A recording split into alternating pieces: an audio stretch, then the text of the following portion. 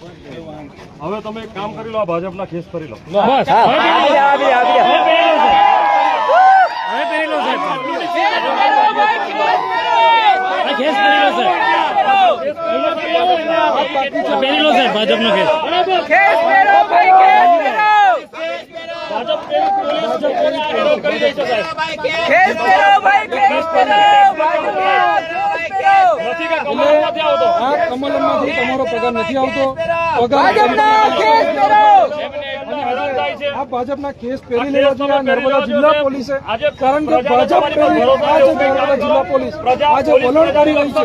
ત્યારે આ ભાજપના જે કેસ છે પહેરી લો એટલે ખબર પડે. આ ભાજપના કેસ પહેરી લો તો પછી સાહેબ હવે તો બેરીકેડ ખોલી દો સાહેબ. હવે કેસ માર્યો, હવે તો છોડી દો, હવે તો ખોલી દો બેરીકેડ.